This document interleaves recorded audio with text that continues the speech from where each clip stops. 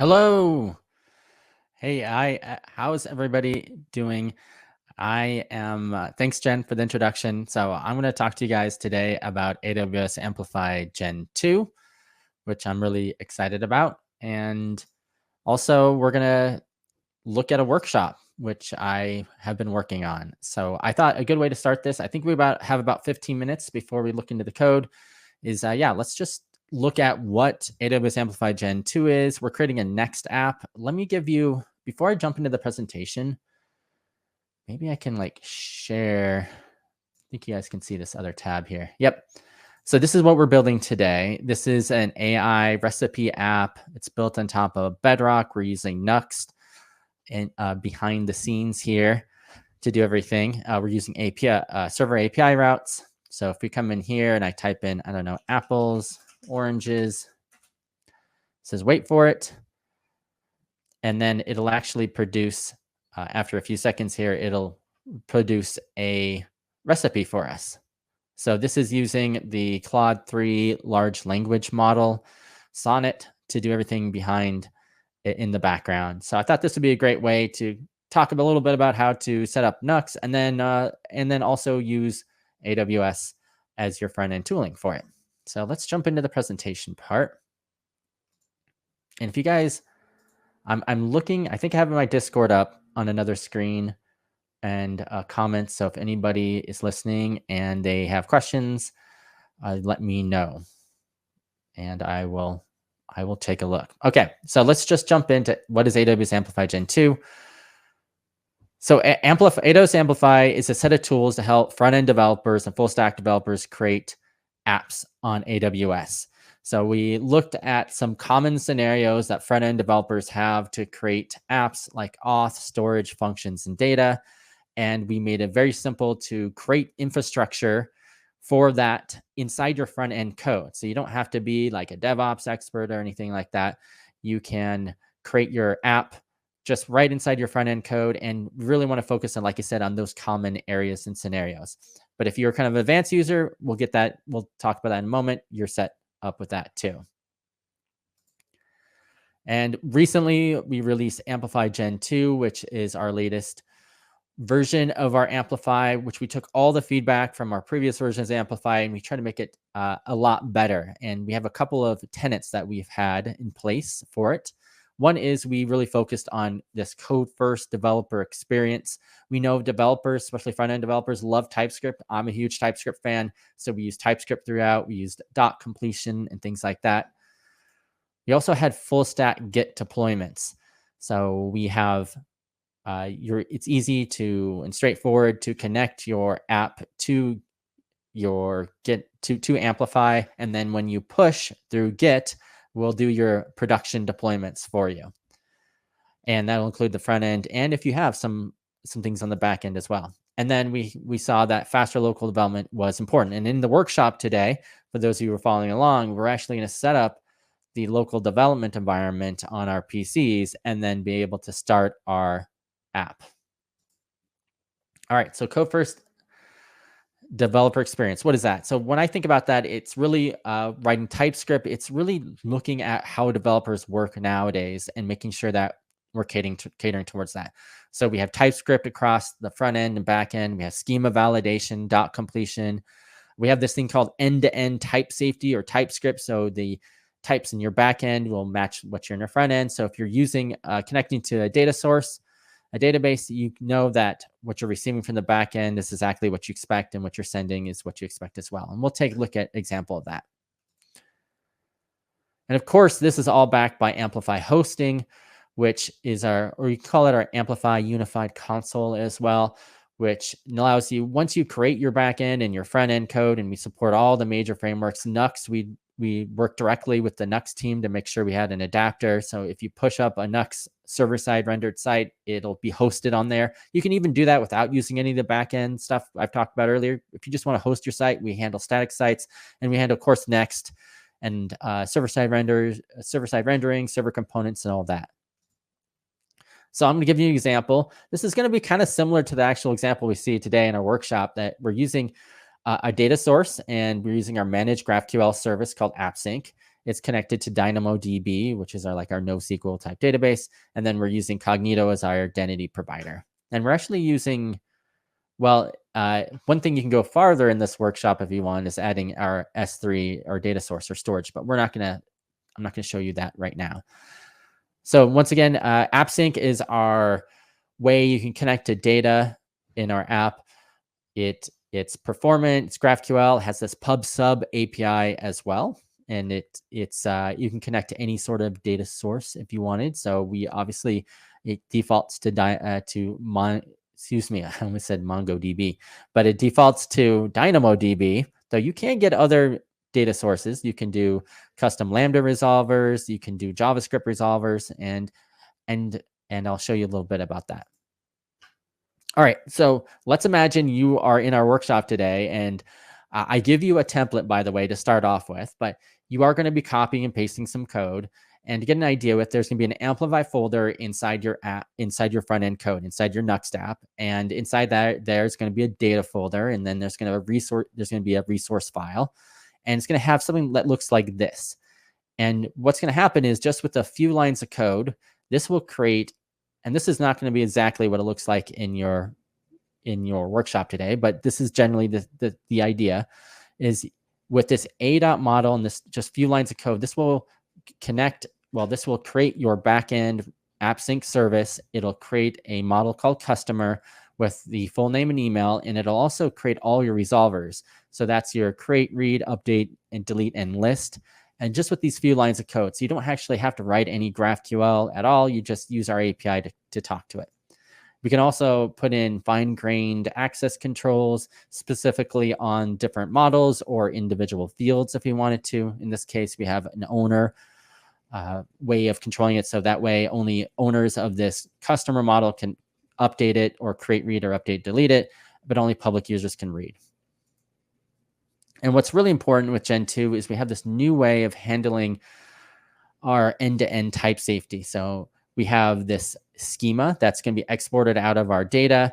And now this will be available in the front end for customers to, or for you to be able to reference. And then that way you can get that nice IntelliSense inside your VS Code. And then when you write queries, like let's say you want to list out a bunch of data from your database, you can just use this nice typed experience to list the data or create, read, update, or delete. We do offer auth. So this is backed by Amazon Cognito, but just with these handful of lines of code, this will create a Cognito user pool. What that means is it's going to have a place for users to save their information, their username, their login information. They can log in and out. And then we have identity pools as well, which are ways to connect to different AWS services. And this is all done with just a few lines of code. In this case, we're creating a custom attribute called profile picture, and we can set it as mutable and required and all sorts of other things. We also have faster local development. This is in the workshop. You'll be working with this hands-on today.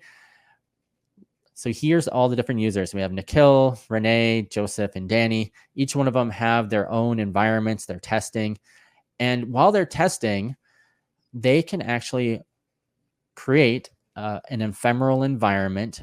We call this a sandbox environment, which is pretty much mirrors exactly what they would have in their production environment. And so they can spin up this cloud environment at any time, or this sandbox environment, and then stop it at any time. And you can then share these environments with other users, or every individual person can do it. And we're going to show you today how you can set this up. And that way you can test really quickly. You're not having to set up a bunch of Docker containers or having to set up these different ways to mock your data. You can just test directly, quickly with the sandbox environments. Now, I did steal these slides. I do have one that says Nuxt, but bear with me. The code is almost exactly the same. You just don't have this use state. We have a generate client schema. This would be a ref.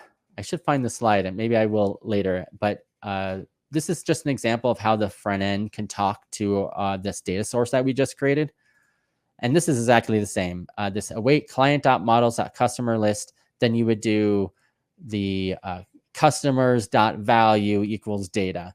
And this is all with dot completion, and you can quickly do any of your create, read, update, or deletes. And in this workshop today, you'll actually be copying and pasting some code. You'll see how this works with Nuxt. What about overfetching? Just a little side note, if you've ever used GraphQL in the past, you may notice that one of its main benefits is that, of course, you have a single endpoint. You kind of have this GraphQL, GQL language, but you can define exactly what data you want back. And our API or SDK, if you want to call it that, or JavaScript library has a lot of different ways to do that. One is called a selection set. And a selection set, if I can, oops, I went one too far. A selection set is a way you can define exactly what data that you want back from your backend. In this case, let's imagine we just want the full name. And then the API will just grab just what you need. So you don't have that issue where you're kind of grabbing way more data than you need. You can also do other things if you want to grab larger sets of data. There's lots of different parts of our API. Here's an example of what I mean by this end-to-end type safety. On the left-hand side, I have this add to do. And on the right-hand side, I have this, well, on the left-hand side is kind of the front end. The right-hand side is the back end. So in real time, I can create my schema with my customer, my location, my longitude, latitude. On the left-hand side, it's already typed for us, and we can just type it in kind of real time. And as I'm saving the data on the right-hand side, this back end, which is just a folder and a file inside my front-end code, it'll automatically deploy to my sandbox environment, and it'll hot swap that data out so it'll quickly be available on the front end. So that's a little bit about how it works. And in the code today, in the workshop, we're going to kind of take a look at that. All right, so just to recap what we've been talking about the last 10 minutes here, we have backend infrastructure with TypeScript. So we really wanted to make sure we had that end-to-end type safety. We have confidence to ship, and then we have docs.amplify.aws. So let me show you that. So thank you. I think I have a few more minutes left before I want you guys to jump in. So let's take a look at the code a little bit. Let's look at what I am going to have you guys do today. So I'm going to bring that over here. I think you can still see it. Yep. So here is the guide. You should have a link to it to get started. A couple of caveats. I'll make this a little bigger. Is you definitely need an AWS account. But no worries if you are starting this workshop from scratch and you don't have one. Make sure just to click the AWS free tier link right in here. You can sign up. You will need a credit card. Other than that, you should be all set. Also, this workshop requires that you have a GitHub login. So I would do that. Make sure you have Git installed locally and Node 18 or higher. And some basic knowledge of Vue and Nuxt is helpful. You don't necessarily have to have it. So the first steps of the workshop is I always recommend just go to docs.amplify.aws. This is a great place to grab all your document information.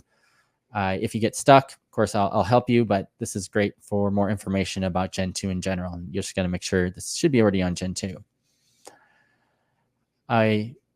One other thing is there's this kind of guide right here, this AWS local setup. This is the directions to set up the local setup. This is going to be probably something you should start right now if you are starting the workshop. It's actually pretty straightforward, but it can be intimidating if you look at it for the first time. You just need to log into your AWS console. So I'll bring that over here. And then search for the Identity Center.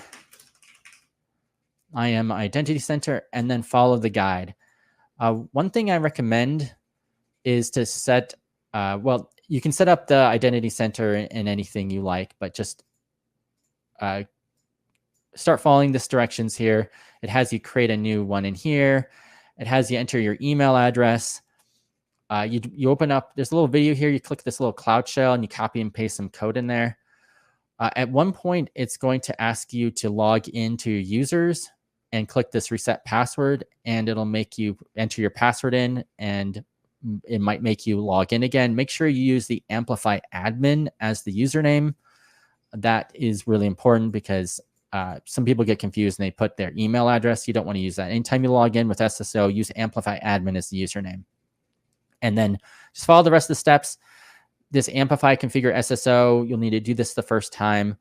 And then after you get through these steps, you'll be able to run the npx ampx sandbox command. So I would come back up here, stop when you get to that section, and then follow the rest of it. The second thing that could be a little tricky, I try to detail this a lot, is the Amazon Bedrock. Go into Amazon Bedrock and set it up. Now I'm in US West 2. Someone the other day took this workshop and was in US East 2. And if you're in US East 2 or another region that it doesn't support, you're going to just see a learn more. So if you see this, you're in a region that it doesn't support. I would go to US East 1 because it is supported in US East 1, and then set it up. And you can just click to get started. You might have a button that says, if this is the first time, it'll actually give you a prompt that says, manage model access. If you don't see that, just on the left-hand side at the bottom, there's model access. And then you can check mark by clicking modify model access. You can check mark which one you want and then click next. First time you do this, it may ask you some questions like why you want to do it. You just kind of answer in like your company information, just saying you're doing a demo. You can pretty much put anything you want in there, and then you submit it, and then it just takes like a minute, and then you'll have granted that access. And then the next step is you would follow the git clone, and you clone it down, do the npm install, and as long as you have set up the sandbox, the local environment correctly in this previous step, this npx ampx sandbox should work. If it doesn't, let me know. Maybe we can figure out a way around it. It'll make you what we call bootstrap your account the first time, and that'll take a few minutes. It'll actually log you directly into the AWS console to bootstrap that environment. And then the rest of the one is just inside the file, you'll copy and paste some data. All right, so I think I'm gonna let you guys go from here and just give this a shot for people who are following along, and maybe we'll check back in about like 45 minutes, 50 minutes to see how everybody's doing. And I'll be here to answer any questions.